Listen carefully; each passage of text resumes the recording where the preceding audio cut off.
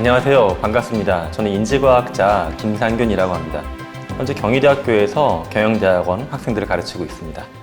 요즘에 가장 많이 들리는 단어가 무엇일까요? 저만 그런지 모르겠는데 저는 인공지능, 이 단어가 하루에도 한 수십 번 이상 귀에 들어옵니다. 근데 그런 단어들을 듣다 보게 되면 반도체 산업이 어떻다, 어느 기업의 주가가 올라간다, 누가 돈을 많이 벌었다더라, 이런 이야기들이 떠돌고 있는데, 거기서 저는 더 중요한 게 그럼 우리가 그 인공지능, AI가 무엇인지를 알고 있는지, 그리고 인공지능이 내 삶이나 우리 아이들한테 어떤 영향을 주고 있는지, 요거 좀 애매한 부분들이 많이 있습니다. 그래서 오늘은 제가 어떤 기업에 특화된 이야기나 경제적인 이야기가 아니라 내 삶이 어떻게 AI로 인해 바뀔지에 대한 이야기를 한번 풀어보도록 하겠습니다. 자, 여러분, 제가 그림을 하나 보여드리는데 이거 그림 보자마자 혹시 뭔지 아시겠습니까? 예, 토큰이죠, 토큰. 근데 제가 좀 가벼운 질문 하나 해볼게요. 혹시 토큰이라는 단어를 들었을 때 암호화폐가 먼저 떠오르시는지, 아니면 지금처럼 버스 토큰이 먼저 떠오르시는지, 이게 세대가 좀 갈라집니다. 제가 학교에서 만나는 학생들은 버스 토큰 아예 몰라요. 20대 학생들은 토큰 하면 당연히 암호화폐죠 교수님, 이 얘기부터 합니다. 근데 저도 그렇고 제 친구들도 토큰 하면 야, 당연히 버스지 얘기하죠. 저희 집에 실제 버스 토큰이 한 뭉치가 있더라고요. 근데 제가 몇 년 전에 제 아이가 고등학교 2학년이었을 때 그 토큰을 우연히 봤어요. 근데 진짜 농담 아니라 이 말 하는 겁니다. 아빠, 우리 집에 상품 통보가 있구나, 그러는 거예요. 보물처럼 되게 좋아하는 거예요, 이걸. 그래서 저 너무 어이가 없어 이렇게 보고 있었더니 동전을 만지작거리다가 이상한 거예요. 지금처럼 무슨 일반 버스, 시내버스 써 있으니까 이거 뭐예요? 라고 물어봅니다. 저는 제 아이가 저한테 장난치는 줄 알았어요. 아니, 토큰 어떻게 모를 수가 있어? 근데 들여다보다 보니까 모르겠더라고요. 왜냐하면 이 토큰이 우리가 쓰던 게 한 90년대 후반까지입니다. 근데 제 둘째 아이가 2001년생이거든요. 얘는 태어났을 때 이미 토큰이 안 쓰는 시대였어요. 자, 그래서 저한테 물어봐요. 근데 아빠 이거 어떻게 쓰는 겁니까? 제가 설명해 줬죠. 현찰 갖고 가서 버스 타기 전에 거기서 돈 주고 사. 그러면 잘 갖고 있다가 내릴 때 뒤에 이제 어떤 흔히 우리가 안내양이라고 하는 누나가 서 있었는데 그 누나한테 이렇게 내고 내리는 거였다. 안 믿어요, 얘가. 아빠가 설명한 건데 왜 안 믿어 했더니 너무 비효율적이어가지고 그렇게 살아갔다라는 건 거짓말이야, 그러는 겁니다. 와, 다시 질문했어요, 제가. 그럼 너는, 아빠는 어떻게 버스를 탔을 것 같아? 라고 하니까 그때 스마트폰은 없었을 것 같고 카드 같은 거 띡, 띡 이렇게 탔을 거라고 생각하더라고요. 근데 카드 띡띡 되는 거, 이것도 국내에 들어온 게 90년대 후반이거든요. 와, 저는 그 생각을 했습니다. 우리가 흔히 시대라는 말을 쓰고 세대라는 말을 쓰는데, 지금 우리 시대에는 여러 세대가 있는데 각 세대마다 자기가 경험한 기술, 그리고 무언가를 할 때 어떻게 이 기술을 쓸지에 대한 경험과 가장 주된 방법이 다 다르지 않나라는 거예요. 저는 지금도 버스를 탈 때 스마트폰이나 이렇게 카드로 태깅을 하긴 하는데, 사실 토큰이 있으면 토큰은 더 먼저 쓸 것 같아요. 근데 저희 아이한테는 그렇지가 않은 거죠. 그런데 과거로 한번 잠깐 돌아가 보시죠. 우리가 만약에 한 200년 전에 조선시대에 살고 있다고 하게 되면은, 저는 이제 평민이었던 것 같아요. 부모님들께 조사해 보니까는, 조상분들. 그러면 저나 저희 아이나 우리 부모님이나 3세대가 다 농사를 짓고 있을 겁니다. 그러면 그때 세 세대가 농사를 짓는 방법이 각자 다른 기술일까요? 같은 기술일까요? 제가 물어봤어요. 역사학자분들이나 이렇게 농업하시는 분들. 그런데 그분들이 똑같이 말합니다. 아유, 그때는 똑같았다고. 농업기술 발전이 거기서 거기였기 때문에 너희 아버지나 너나 너희 딸이나 다 똑같이 농사 지었으면 되는 거라고. 자, 요게 좀 흥미로운 포인트입니다. 우리가 과거에는 기술 발전이 워낙 더디다 보니까는 부모님이 쓰는 거나 내가 쓰는 거나 똑같았어요. 이제 지금은 세대별로, 심지어 우리는 그냥 젊은 층이라고 묶어갖고 퉁쳐버리는데, 그들도 보게 되면 무언가 할 때 누구는 앱으로 하게 되고, 누구는 카드로 하게 되고, 누구는 NFC로 하게 되고, 복잡한, 막 쪼개지기 시작했습니다. 자, 근데 이 끝단에 현재 서 있는 기술이 바로 AI가 아닐까 싶습니다. 그럼 저처럼 그래도 이 분야를 연구하고 좀 깊게 들여다보는 사람은 AI로 뭘 하는지 제가 하는 활동 속으로 잠깐만 들어가 보시죠. 자, 제가 저를 찍은 이미지입니다. 영상이에요. 안녕하세요. 김상균 교수입니다. 저는 인지과학을 중심으로 메타버스, 인공지능, 게이미피케이션 등을 연구하고 있습니다. 반갑습니다. 네, 제가 지금 AI 강의를 하는 거지만 이거 AI로 만든 거 아니에요. 그냥 제 목소리입니다. 제가 9초 정도의 분량이에요. 저 누구고 뭐 하는 사람입니다. 소개했죠. 자, 그러면 이제부터 좀 더 집중해서 들으시면서 말하는 제 입모양도 한번 봐주시면 좋겠습니다. Ciao, sono il prof Kim Sang Kim. Sto studiando la scienza cognitiva come metaverso, intelligenza artificiale e gamification. Piacere di conoscerti. 자, 이거 어느 나라 말일까요? 일단 외국어긴 한데 어떤 분들 이거 여행 갔을 때 특히 유럽 쪽 갔을 때 들어본 말투인데 예, 맞습니다. 이탈리아어입니다. 저는 이 중에 사실 한 단어밖에 몰라요. 메타베르소. 제가 연구하는 메타버스를 이탈리아어로 메타베르소라고 읽더라고요. 그러면 한 단어밖에 모르는데 어떻게 했을까? 세 번째까지 들려드린 다음에 그 비밀을 말씀드리겠습니다. Привіт, я професор Кім Санг Кім. Досліджую метавсесвіт, штучний інтелект, гейміфікацію та інші аспекти когнітивної науки. Радий зустрічі з вами. 자, 세 번째는 좀 더 낯선 언어일 거예요.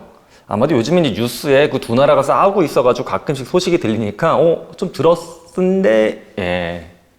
러시아랑 싸우고 있는 우크라이나입니다. 우크라이나어. 저도 당연히 우크라이나어도 모릅니다. 자, 그런데 제가 아까 소리도 들으시겠지만은 이 모양도 잘 보라고 말씀을 드렸죠. 내용을 이해 못 하시더라도 목소리 톤이 이탈리아어를 말하는 제 목소리랑 우크라이나어를 말하는 목소리가 한국어를 말하고 있는 제 목소리 톤과 같죠. 그리고 입모양이 우리가 그 나라 말을 몰라도 입을 잘 보고 있으면 입술 모양이 대충 맞는 느낌이 나요. 예, 여러 가지 인공지능 기능을 한꺼번에 써본 겁니다. 제가 우리나라 말로 말하는 거 여기서 글자를 뽑아내고요. 글자 뽑아낸 거 바탕으로 이제 번역을 한 거겠죠. 이탈리아어로. 그리고서 제가 이탈리아어 대본을 읽었냐? 아닙니다.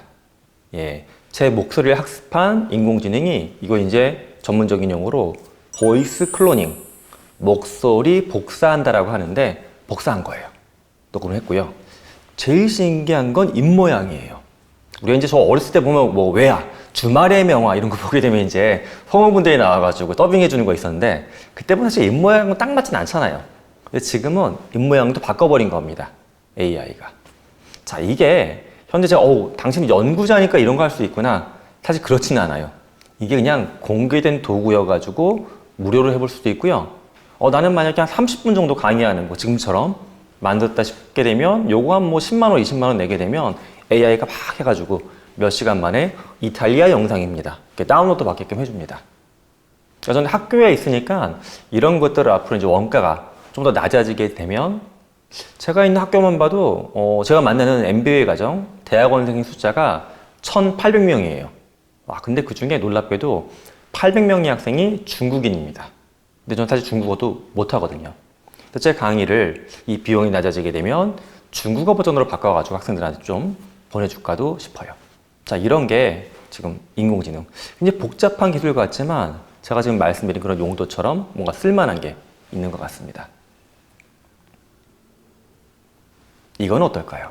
좀 더 신기한 겁니다. 제가 여러 가지 작업을 하는 사람인데 썩 잘 쓰지는 못하지만 소설도 가끔씩 씁니다. 지금도 집필 중인 소설이 있는데 이게 한 30만 자 분량은 안 되고 한 15만 자 정도 돼요. 아주 이렇게 두꺼운 건 아니고 300페이지.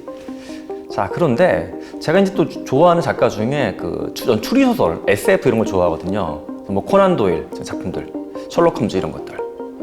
근데 이런 상상을 해보죠. 내가 소설 같은 거 읽다 보게 되면은 이 소설은 글자만 있는 거잖아요. 근데 이걸 만약에 어떤 만화처럼 웹툰화되어 있으면 얼마나 또 다른 형태로 즐길 수 있을까? 이런 플랫폼이 나왔습니다. 이름하여 로어 머신인데 얘는 제가 쓴 뭐 15만 자 소설, 10만 자, 30만 자 입력하죠. 인공지능이 쫙 분석을 합니다. 컷을 쪼개요. 지금처럼 막. 컷이 100개가 필요하겠구나. 만약에 주인공이 침대에서 일어난다 과정을 해보시죠. 부시시 일어나는 씬, 일어나서 이렇게 파이프 담배 피는 씬, 기차를 타고 어딘가로 향하는 씬, 그러다가 뭐 살인사건에 연루되는 씬. 씬을 직접 자기네가 잘라내서 하나하나의 그림으로 만들어내는데 놀랍게도 그때그때마다 주인공의 얼굴이 달라지게 되면 이건 꽝이잖아요. 근데 얘는 그걸 일관성 있게 쫙 그려줍니다. 그러니까 어떤 사람은 나는 텍스트로 읽는 게 좋지만 난 좀 만화처럼 보고 싶어. 가능하다는 거예요. 자, 이런 것까지도 인공지능은 해결을 해주고 있습니다. 이건 어떨까요? 제가 기다리는, 지금 녹화하는 시점에서 아직까지 공개된 녹은 아닌데 아마도 한 6개월 정도만 차분히 기다리면 공개될 것 같습니다. 자, 우리 이렇게 글을 같이 한번 읽어보시죠, 머릿속으로. 네, 어느 정도 눈에 싹 들어오셨죠? 예, 보면 머릿속에 이미지가 그려지실 거예요. 여러분 혹시 이렇게 제 강의를 들으시면서 나는 이렇게 글자를 눈으로 쫙 읽어봤는데 이 장면이 머릿속에 안 그려진다 하시는 분 한 분 있으시면 예, 병원에 가셔야 됩니다. 농담이 아니에요. 제가 가볍게 말씀드렸지만 사람은 글자를 읽죠. 머릿속에서 뭔가 조합이 돼서 이미지나 영상이 떠오릅니다. 사실 이게 당연한 것 같지만 이거를 본따서 만든 게 AI입니다. 왜냐? 도쿄에 가보신 분도 있겠고 또는 혹시 도쿄에 가봐서도 지금 이 여성분을 직접 보신 분이 있을까요 혹시? 딱 이 복장, 선글라스 딱 끼고 빨간색 립스틱 바르고 가방 들고 가죽 자켓 입고 뭔가 포스가 막 느껴지잖아요. 저는 살면서 이렇게 똑같이 생긴 분은 못 본 것 같아요. 그런데도 머릿속에 이미지가 그려져요. 인공지능도 마찬가지입니다. 우리가 흔히 인공지능은 뭔가 학습을 시켜서 결과를 생성한다라고 하는데 우리가 학습시킨 거에 이 여성분의 얼굴이 동일하게 들어가 있지는 않을 거예요. 하지만 인공지능은 본인이 학습한 걸 바탕으로 이거저거 조합을 해가지고 이렇게 만들어내면 그럴듯한 생성물이 되겠거니 생각하는 겁니다. 자, 그러면 그렇게 우리가 머릿속에서 생성한 영상과 인공지능이 생성한 영상 과연 얼마나 닮았는지 잠깐 한번 같이 보시죠. 네, 어떠십니까? 좀 그럴듯하게 닮았나요? 일단 저는 가운데 있는 여성분은 제 머릿속에 떠올렸던 이미지랑 거의 90% 이상 동일한 것 같고 이건 실제 거리에서 모델을 세워서 카메라로 찍었다고 말을 해도 깜빡 속을 정도입니다. 근데 아직까지 보게 되면 배경 부분, 도쿄의 간판이나 보행자의 걸음은 뭔가 조금 어색한 것 같아요. 간판에 글자가 깨지거나 보행자의 걸음이 조금씩 어색한 부분이 살짝 있기도 합니다. 자, 근데 기술이 현재 여기까지 진보가 되어 있습니다. 머릿속에서 이제 여러 가지 생각이 드실 거예요. 자, 근데 이 장면을 보면 재밌는 게 여성의 피부 톤을 한번 보시죠. 제가 좀 농담 반 진담반으로 너무 인간스럽게 피부가 적절하게 주근깨가 있고 화장이 떡져 있지 않을까요, 이게? 이게 만약에 이런 피부가 아니라 뽀로로 애니메이션, 만화 캐릭터처럼 피부가 뽀얗다. 그럼 우린 이걸 보고서 뭔가 좀 부자연스럽다라고 느꼈을 겁니다. 그런데 분명 앞에 글에 제가 그렇게 말씀드렸나요? 피부톤은 하얘야 되는데 화장이 약간 떡진 부분이 있고 주근깨가 좀 있게끔 만들어주세요. 아니었어요. 근데 인공지능은 왜 이렇게 만들어냈냐? 추측을 하는 거죠. 이 상황을 보아하니 이거 얘가 만화 만들라고 하는 게 아니네. 굉장히 현실감이 넘치는 영상. 도쿄에서 밤거리를 이렇게 걷는 여성이며 선글라스 끼고 뭔가 포스가 장렬하겠다. 그러면서도 인간스럽게 화장도 있지만 또 약간 피부적인 결함도 있어야지만 타당하지 않을까라고 얘가 생각을 한 겁니다. 저는 이게 현재 좀 무서울 정도로 놀라운 기술이 아닐까 생각합니다. 자, 혹시 영상을 보시는 분들 중에 나는 이런 영화를 촬영하거나 드라마를 만드는 분야에서 일을 하신다. 두 가지 감정이 드실 것 같아요. 실제 이게 미국에서는 일부 PD분들이 테스트 삼아 쓰고 있는데 두 가지 얘기를 하고 계십니다. 한쪽 집단에서는 이거 해보니까 내가 한 3개월, 4개월 동안 막 드론 띄우고 난리를 쳐갖고 만들 영상인데 한두 시간 만에 만들어내니까 놀라울 정도로 편하다. 머릿속에 있는 걸 그대로 그려낼 수 있어가지고 수많은 스태프들하고 지지볶으면서 막 싸우고 이럴 거 없으니까 또 심적으로도 좋았다. 근데 또 반대 의견도 굉장히 많습니다. 나는 이런 업을 원래 하던 사람입니다. 오프라인에서. 장소를 섭외하고 모델을 세우고 동선을 잡아주는 내 역할이 사라지는 거 아닌가요? 또 아까 그 감독도 이런 비슷한 이야기를 하기도 해요. 한편으로 생각을 해봤더니 근데 내 작업이 단순해지긴 하는데 뭔가 재미가 없어진다. 이거 그래도 몇백 명이 뭉쳐가지고 이렇게 밤도 새우고 좀 싸우기도 하면서 만들어가는 게 이런 어떤 작품인데 그런 맛은 전혀 안 느껴집니다. 라고 말을 하고 있어요. 즉 AI라고 하게 되면 우리가 흔히 주로 많이 봤던 것들은 어떤 하나의 그림을 만들어내거나 학교에서 뭔가 질문하게 되면 답변 주는 거. 나의 생활하고 밀접하게는 아직까지 안 들어온 것 같아. 하실 수가 있는데 사실 생각보다 기술 수준도 굉장히 높고요. 다양한 쪽으로 문어발처럼 쭉쭉 스며들고 있습니다. 그럼 정말 그 다양한 쪽으로 스며들고 있는 게 내 가정에도 들어올 수 있을까? 예, 불과 몇 달 전에 스탠퍼드 대학하고 구글의 연구팀이 발표한 모바일 알로하라고 하는 로봇입니다.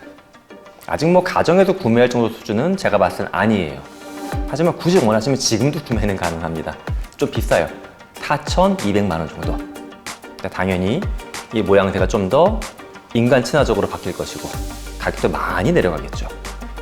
자, 우리가 지금 집에서 하고 있는 대부분 활동이죠. 반려동물 이렇게 봐주고 빨래도 하고 분리수거도 하고 뭐 냉장고에서 물건 꺼내갖고 뭐 음식 차리기도 하고 이런 것들을 인공지능 근데 인공지능이 아니지 않습니까? 이거 로봇이지 않습니까? 예, 맞아요. 근데 그냥 로봇이 아니라 인공지능이 머리 역할을 해주는 로봇이기 때문에 이 작업이 되는 겁니다. 그러니까 이 기계나 전자적인 부분은 사실 몇 년 정도 기술과 크게 차이는 없어요. 근데 지금 이 로봇이 갑자기 막 되게 좋아 보이고 신기한 것은 AI가 머리 역할을 해주기 때문에 그런 겁니다. 자, 제가 이런 거를 곁에 두고 가끔씩 보다 보게 되면 기업 가가지고 뭐 테스트하거나 할 때 보면 그런 생각이 들어요. 이거 사람 같은데. 심지어 이런 거 이게 되게 어려운 작업이잖아요. 대깃잎 같은 거 가는 거 이런 것도 멋지게 해냅니다.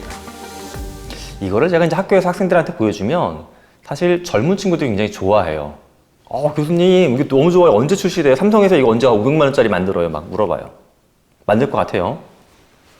좀 그 질문을 이렇게 듣고 있다 보면 좀 마음이 뭔가 좀 찌릿합니다. 무서워져요. 왜냐? 그 친구들이 그 질문하는 이유는 이런 로봇이 빨리 들어오게 되면 이거 구매해가지고 둘이 살겠다는 거예요. 둘이 살겠다. 이 표현 좀 무섭지 않습니까? 둘이 살겠다는 거는 나하고 상대방, 나하고 반려동물까지는 되는데 나하고 로봇이 둘이 살겠다. 이유는 있어요. 교수님 저는 뭐 집 사는 것도 포기했고요. 이제 뭐 결혼하는 것도 나라에서 하라 하는데 사실 포기 상태고 혼자 살기 힘들잖아요. 이런 로봇하고 그냥 같이 한번 살아보는 거. 예, 굉장히 진지한 눈빛으로 그런 말을 합니다. 근데 아직은 이 모습 때문에 여러분들이 그래도 뭐 그렇게 되겠어 하실 수가 있어요. 그러면 이건 어떻습니까? 미국에서 2년 전에 2022년도에 만들어진 피규어 AI라고 하는 로봇 기업입니다. 회사는 로봇 기업인데 이름에 AI를 붙였어요. 왜냐? 핵심이 AI라고 보는 거예요. AI. 그러니까 휴머노이드라고 부릅니다. 이런 것들을 사람처럼 이렇게 서 있을 수 있고 팔다리가 있고요. 머리통도 있고 심지어 손가락 5개씩 있어요. 근데 여기서 질문. 왜 인간은 로봇을 이렇게 자꾸 만들까요? 팔이 4개일 수도 있고 손가락이 10개일 수도 있고 저 머리통, 이 머리가 굳이 필요할까 싶기도 한데 왜 저렇게 만들까? 예, 가장 좋아서 만들까요? 내가 인간이니까 내 모습에 좀 편한 면이 있겠죠.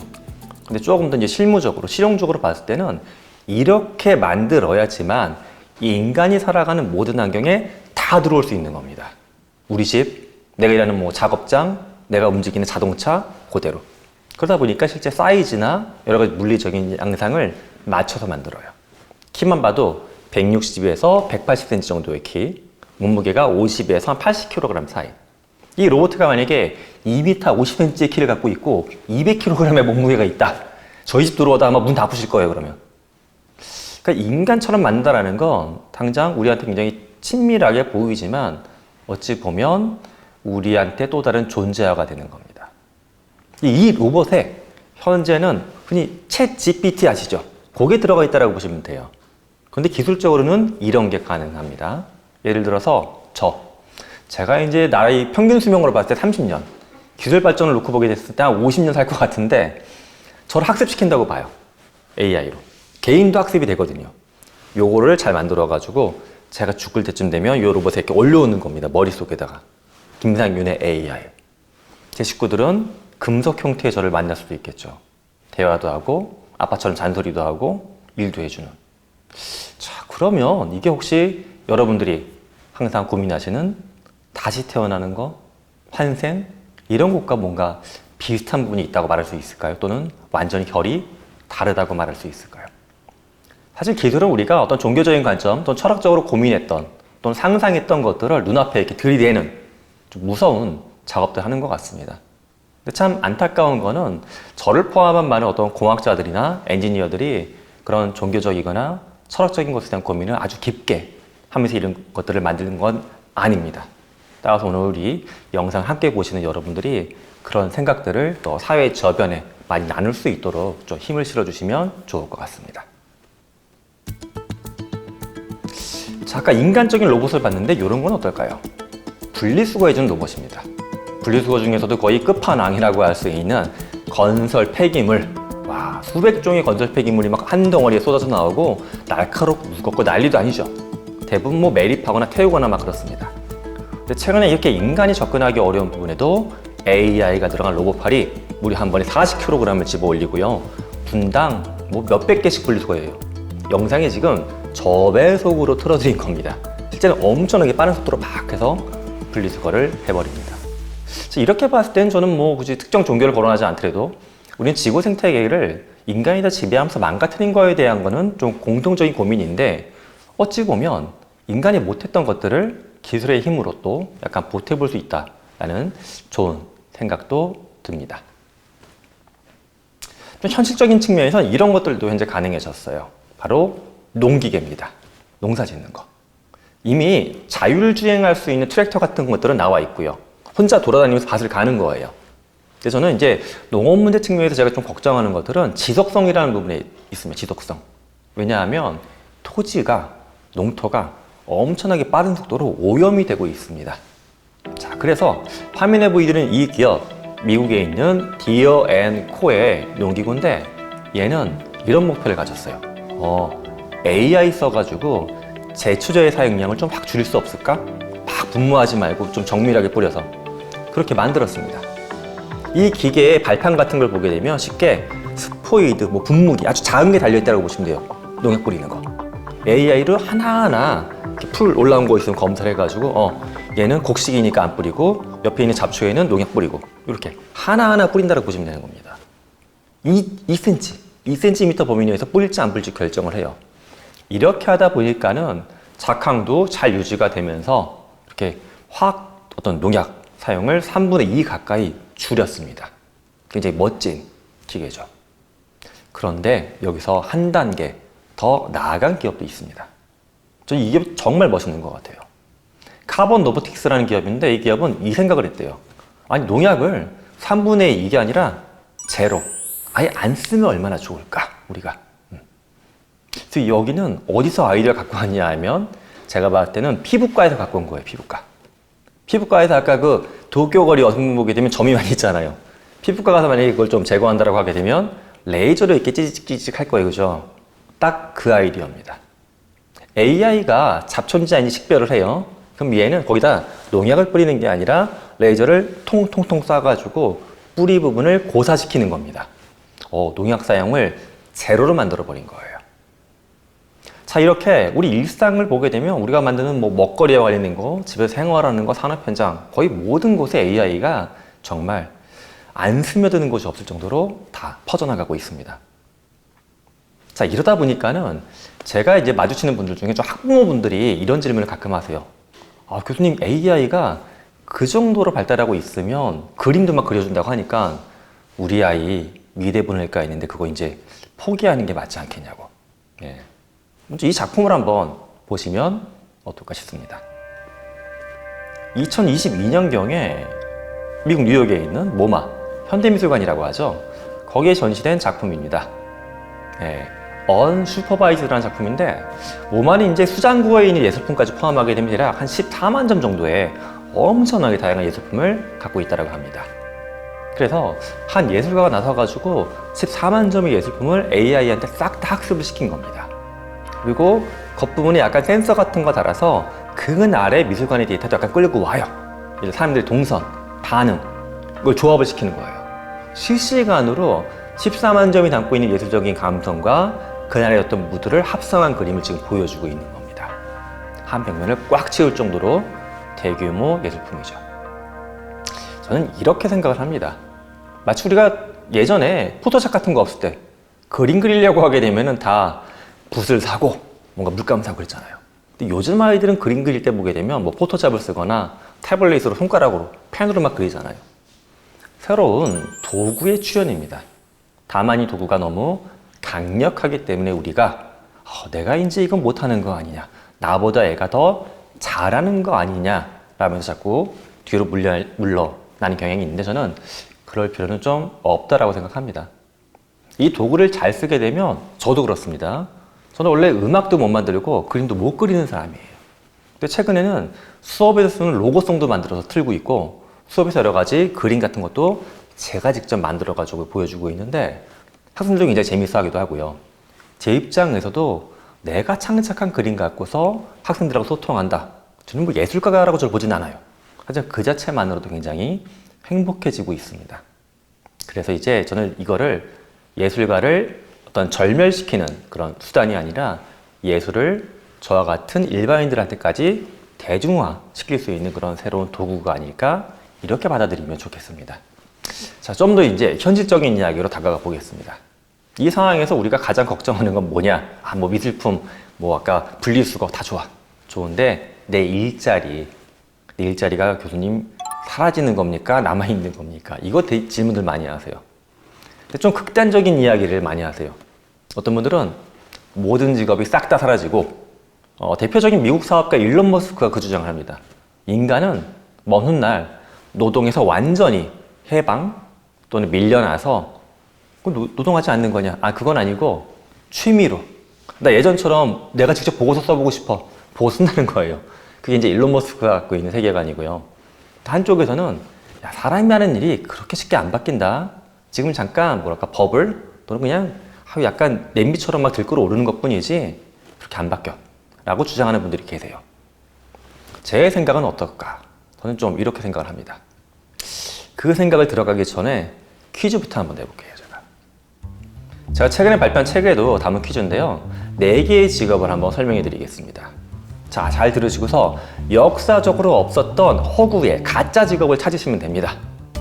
1번은 뭐냐 하면 망토하고 양동이 들고 다니면서 누가 이렇게 광장 같은 데서 어떤 극장에서 불편해 보여. 얼른 다가가서 한 1,000원 정도 받고서 양동이 깔아주고 망토를 안아주는 거예요. 생각하니까 굉장히 불쾌하죠? 이렇게 볼일 보라고. 2번은 귀족이 새 신발을 사요. 뒤꿈치가 막 까질 거 아닙니까? 그 사람을 대신해서 새로 신발 하게 되면 길들여주는 1년 내내 나는 피가 나겠죠. 3번째는 엘리베이터가 처음 나왔어. 사람들이 기회가 너무 낯설어. 엘리베이터 전용 운전사가 있어야 되겠구나. 항공기 파일럿이나 자동차 기사님처럼 하루 종일 엘리베이터만 타고 있는 기사님. 4번째는 자동차가 밤에 갈 때 어두우면 안 되니까 차보다 먼저 앞에서 막 가면서 헤드라이트를 비춰주는 사람. 자, 여러분 머릿속에는 이거는 거짓말이겠다 싶은 거. 제가 짐작컨대 많은 시청자분들께서 아마 4번을 고르셨을 것 같아요.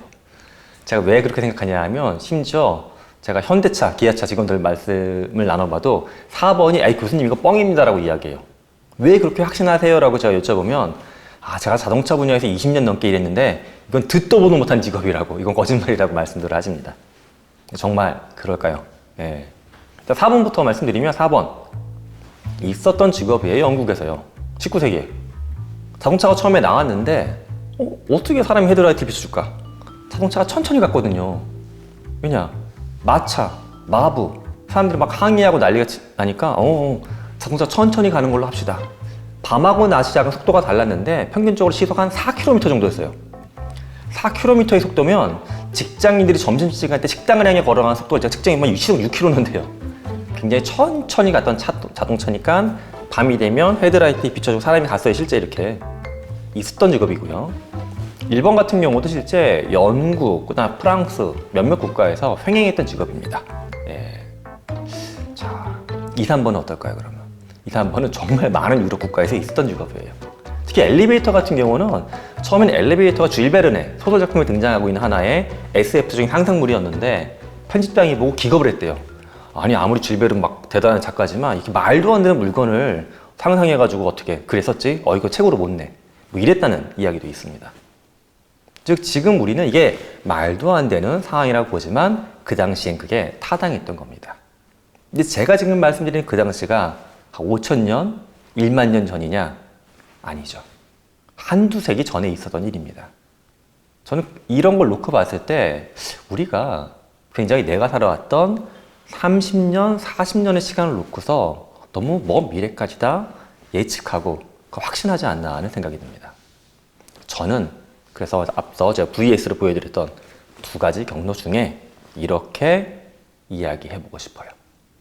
제가 생각하는 직업에 대한 관점은 많은 것들이 뭐 다 사라지거나 유지되는 게 아니라 바뀌지 않을까 하는 겁니다. 예를 들어서 의사라는 직업을 가정해 보시죠.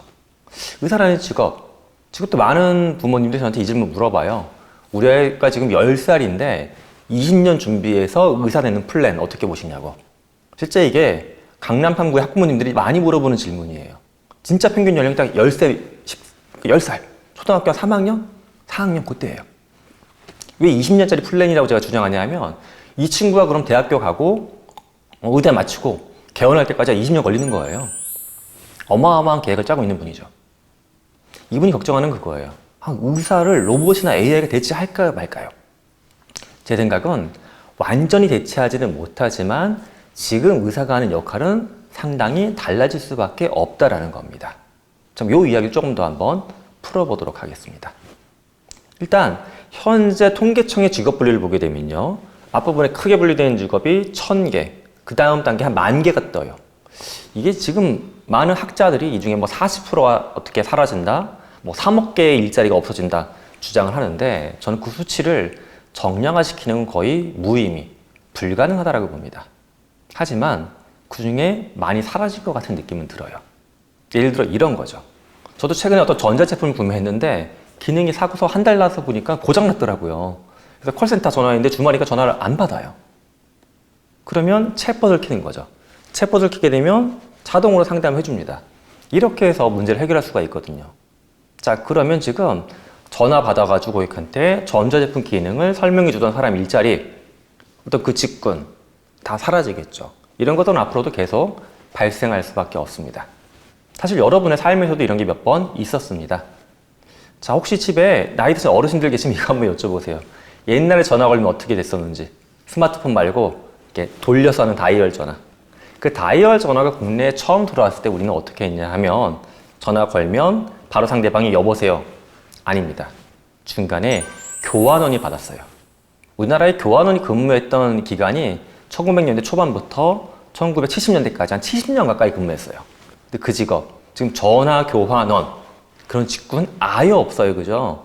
당시에는 꽤 유망한 직업으로 각광받던 직업이었습니다. 그러면 어떻게 되냐? 모든 직업, 일부는 사라지겠지만 나머지 직업은 그럼 그대로 유지가 되는 겁니까? 아닙니다. 바뀝니다. 예를 들어 의사를 놓고 보게 되면 저도 지금 저희 학생하고 연구하고 있는 것 중에 이런 게 있어요. 어떤 영상과 관련된 진단 자료들, 이걸 AI로 분석해서 더 정밀하고 더 빠르게 병을 알려주는 것들. 자, 그럼 AI가 판독해주니까 의사가 사라지는 거냐? 그건 아니겠죠. 지금 만약에 판독 작업을 대형 병원에서 10명의 의사가 한다라고 봤을 때 판독 기술이 AI가 일부 도와주게 되면 한 2명이나 3명이 해주는 쪽으로 줄어들겠죠. 또는 기존에는 의대에서 이런 AI 판독 도구를 안 배웠을 거예요. 하지만 만약에 제가 만든 도구가 아주 좋게 잘 결과가 나오게 되면 뭐 의대 과정 중에 이런 도구를 실습하는 것도 들어올 수가 있겠죠. 즉 바뀌게 된다는 겁니다. 이 바뀌는 과정에서 그 직업이 갖고 있는 사회적인 어떤 위상, 뭐 경제적인 소득 수준 많은 것들이 다 영향을 조금씩은 받으리라고 봅니다. 여기에 집중하시면 안 될 것 같아요. 뭐냐 하면 일거리랑 일자리란 개념이 있습니다. 제가 지금까지 말씀드렸던 뭐 전화 교환원, 헤드라이트 기술적인 사람, 의사, 일자리죠. 일자리. 미래에는 저는 이렇게 된다고 예상합니다. 저만 봐도 보게 되면 학교에서 학생들도 가르치지만 뭐 소설도 쓰고 외부 강의도 하고 방송 기획도 하고 다양한 일들을 뛰어다니면서 해요. 직업이 뭡니까? 교수기는 교수예요. 하지만 여러 일거리에 관여되고 있죠. 자, 미래에 우리가 해야 될 것은 나는 의사니까 환자만 진찰한다. 아닐 수도 있다는 거예요. AI를 통해서 실제 환자를 만나서 하는 일들을 하루 8시간이 아니라 4시간 만에 끝나게 돼. 그럼 나머지 4시간은 무엇을 할 것이냐? 꼭 일을 하시라는 말씀은 아닙니다. 하지만 그 시간에 앞서 보여드렸던 언슈퍼바이즈와 같은 작품처럼 내가 예술 활동할 수도 있고 나는 또 만약에 어디 가서 봉사하고 싶다. 봉사할 수도 있고 다양한 일거리를 향해 나아갈 수 있다는 겁니다. 또 한 가지 직업에서 나타나는 현상은 리더십에 대한 이슈일 것 같아요. 리더십. 지금 여러분들은 어떤 사회에서 역할을 할 때 본인이 리더 또는 대칭되는 개념인 팔로워, 예를 들어 뭐 팀장, 팀원 중에 어느 위치라고 스스로를 바라보십니까? 참 제가 직원들, 구성원들 만나보게 되면 신기하게도 나 리더예라고 말하는 분이 굉장히 드물어요. 아니 직급이 과장님이신데 팀장님이신데 부장님이신데 왜 리더가 아닙니까? 물어보면 에이 교수님 그래도 제가 결정할 수 있는 것도 별로 없고요. 직원들도 몇 명 안 돼요. 제가 무슨 뭐 리더입니까? 그냥 리더는 저 위에 있는 C레벨 임원들이고 저는 그냥 팔로워. 그런데 저는 이 관점이 바뀔 것 같아요. 최근에 이제 신입사원들, 기업에서 신입사원들 뽑게 되면은 뭐부터 가르치냐 하면 AI 교육부터 많이 해요. 근데 그때 보면 이런 걸 가르치는 겁니다. 당신은 이제 갓 들어온 신입사원이지만 당신은 이 도구도 쓸 수 있고 이 도구도 쓸 수 있고 이 데이터도 만질 수 있고 이것도 해볼 수가 있고 실제 사람을 데리고 일하는 건 아니지만 수많은 AI 도구를 가지고서 많은 데이터, 다양한 일을 건드려 볼 수 있다. 저는 그게 리더가 아닌가 싶어요. 꼭 내가 리딩하는 대상이 사람이 아닐지라도 내가 도구를 써가지고 리더처럼 높고 큰 목표를 향해 나아갈 수 있다. 그 자체가 리더가 아닌가 생각합니다. 그래서 미래의 인간은 저는 직장 내에서건 직장 밖에서건 AI를 통해서 각자 리더의 길로 나아가지 않을까 바라봅니다. 또 하나의 변화는 저는 이 포인트에 있어요. 바로 수명입니다. 제가 이제 오늘 AI 말씀드렸던 것 중에 의학, 의사 얘기도 살짝 드렸는데 미국 같은 경우에 최근 연구들을 보게 되면요. 제약 분야에서 AI를 동원해가지고 신약을 개발하는 작업들이 급진적으로 진행되고 있습니다. 그래서 미국에 있는 많은 제약 기업들은 향후 한 3년 정도 안에 동물이나 인체 실험을 하지 않은 AI 실험만 거친 약들이 출시가 될 것 같아요. 저도 기다리는 약이 있어요. 제가 이제 뭐 엄청 심각한 질병은 아니고 콜레스테롤 수치가 높아서 한 2년 전부터 매일 하루에 하나씩 약을 먹는데 굉장히 번거롭습니다. 이런 것들을 AI를 바탕으로 주사제, 탄모주사 딱 맞으면 이 약을 20년 동안 안 먹어도 되는 뭐 이런 것들을 현재 개발하고 있다고 해요. 자, 그러면 우리 수명에 뭔가 큰 변동이 생기겠죠. 자, 근데 어떤 분들은 또 인간 수명이 그렇게 빨리 변하느냐? 그래서 한번 역사를 되짚어 보겠습니다. 조선시대 왕은 과연 몇 세까지 살았을까요? 평균적으로. 예, 문헌을 통해서 확인할 수 있는 그들의 수명은 47세 정도 됩니다. 꽤 짧죠? 그러면 좀 근거리에 있었던 한 50년 전 1970년대 한국인은 몇 살까지 살았을까요? 조선시대 왕보다는 꽤 증가했습니다. 61세 정도 됩니다. 현재 기준으로는 한국인 대략 83세 정도를 바라보고 있습니다. 기대수명. 자, 그러면 83세 이렇게 증가하고 있는 건데 이게 더 늘어날까? 예, 늘어납니다. 유럽 학자들이 발표했던 최근 연구들을 보게 되면 이런 주장들이 나타나기 시작했습니다. 1950년대 이후에 출생한 동양인들, 그 중에서도 좀 삶의 질이 높은 한국인, 일본인들 같은 경우에는 그들의 기대 수명은 80대가 아니다. 당신들은 100세까지 살 거라고 그들은 주장하기 시작했어요. 자, 그러니까 저나 지금 영상 보시는 분들 중에 난 1950년대 출생자다. 그러면 100세까지는 평균적으로 갈 수 있다는 전제하에 삶을 바라봐야 되는 상황입니다. 근데 저는 여기서 이게 좀 걱정되는 게 있어요. 제가 이제 대학교 또 다닐 때 저희 지도 교수님 해주신 말씀이 있어요. 너의 인생은 보통 세 덩어리로 흘러갈 거야, 상균아. 뭡니까? 했더니 20대 후반까지 대학원 와서 열심히 공부하게 되면 한 27, 8년 직장 근무해가지고 50대 후반에 너 은퇴할 거야. 그러면 서울에 아파트 한 두세 채 마련할 것이고 이거 잘 녹여서 쓰면서 80대 초반까지 살다 죽는 게 너의 인생일 거다 라고 얘기해 주셨어요. 좀 그런가 보다 했어요. 이게 지금 맞습니까? 제가 지금 오늘 말씀드린 것처럼 일단 수명이 80대 초반 늘어나고 있어요. 그럼 은퇴는 50대 후반에 하느냐? 아니죠. 은퇴는 50대 초반에 발생을 해요. 연금은 그럼 은퇴하자마자 바로 나오느냐? 아니죠. 연금 개시 시점은 저는 현실적으로는 70대야 받을 것 같아요. 자, 우리가 학교를 다니는 시점, 뭔가 은퇴하고 사회에 기대는 시점, 모든 것들에서 다 이 축이 뒤죽박죽되고 있습니다. 다른 기술이 이런 것들에 영향을 주기도 하지만 저는 가장 큰 영향이 사실은 오늘의 핵심 주제인 AI에 있지 않나 바라봅니다. 지금 제가 언급한 것들 중에 일례로 건강이 좋아지는 거, AI. 이건 의약품 개발하는 것 때문에 설명이 됐는데, 아니, 은퇴가 빨라지는 것도 AI와 관련이 있을까? 있습니다. 지금 국내 기업들을 보게 되면요. 작년부터 30대한테 권고사직, 그러니까 희망퇴직 받기 시작한 기업들이 있고요. 정말 심한 케이스에는 신입사원으로 들어온 지 5년밖에 안 된 직원들한테도 희망퇴직을 접수받기 시작했어요. 그거야 뭐 기업의 경영이 어려워졌으니까 그거 맞긴 맞아요. 근데 거기에 숨겨진 이유가 한 가지가 더 있습니다. 뭐냐 하면 데이터로 직원들을 보는 거예요. 원래는 평가한다고 하게 되면 1년에 한두 번 인사고과 돌리던 거고 사람이 주관적으로 판단하던 건데 이제 매일매일 일하는 것들을 데이터로 긁어 모아가지고 AI가 평가를 대신해 줍니다.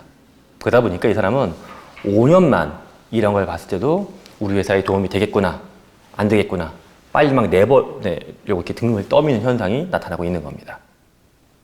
즉 AI라고 하는 고도화된 인간을 닮은 지능의 어떤 기계가 우리가 하는 일만 조금 도와주는 걸 넘어서 수명도 증가시키고 운전도 빨리 앞당기고 있고 다양한 쪽에 영향을 주고 있습니다.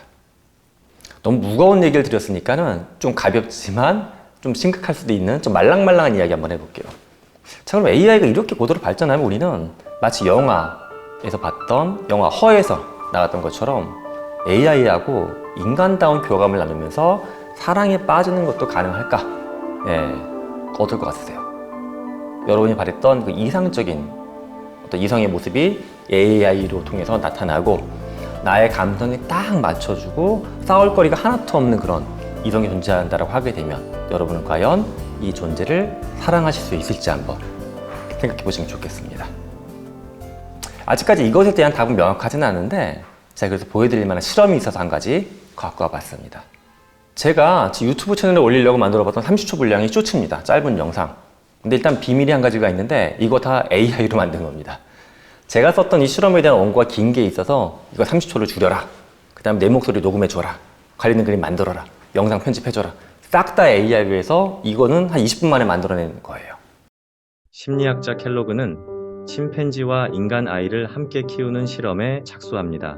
놀랍게도 침팬지는 인간을 모방하고 인간처럼 행동하기 시작했습니다.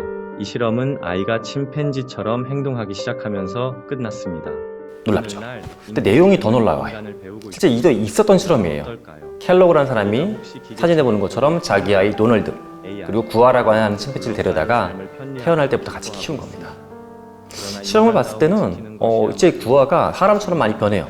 단어도 뭔가 구별하는 것 같고 어떤 사회적인 관계를 인식하면서 자기 거라고 막 뺏지도 않고 서로 양보하기도 하고 잘 지냅니다. 놀라운 건 켈로그의 아이인 도널드가 가끔씩 침팬지처럼 행동하기 시작하는 거예요. 즉 우리가 누군가하고 관계를 맺는다는 것은 그거를 도구처럼 활용하고 도구가 나를 맞춰주는 것도 있겠지만 반대로 내가 그 도구처럼 변해갈 수도 있다는 겁니다. 인간이 AI하고 사랑에 빠질 수 있을까? 그럴 수도 있을 것 같아요. 왜냐? 이 AI는 나한테 너무 잘 맞춰주니까. 하지만 사랑에 빠지는 과정에서 제가 걱정하는 것은 이거예요. 사랑에 빠진다는 것은 이 구아랑 도널드처럼 내가 얘를 닮아가는 과정이거든요. 그렇다면 언젠가 우리는 마치 AI나 로봇화가 되는 인간을 마주할지도 모른다는 겁니다. 과연 우리가 AI를 만든 이유가 AI 같은 인간을 만나고 싶어서 또는 로봇 같은 인간을 만나고 싶어서 저는 아닐 거라고 봅니다. 그래서 역설적이게도 AI 시대 때 우리가 아직 결정하지 못한 것, 가장 답하지 못한 질문은 뭐냐 하면 인간은 AI를 도대체 왜 만들었냐는 질문입니다. 아마 이 질문에 대한 답은 오늘 시청을 하시는 분들이 이 종교적인 관점에서도 이 사회에 많이 전파해 주실 부분이 아닌가 생각을 합니다. 제가 오늘 준비한 이야기는 여기까지였습니다.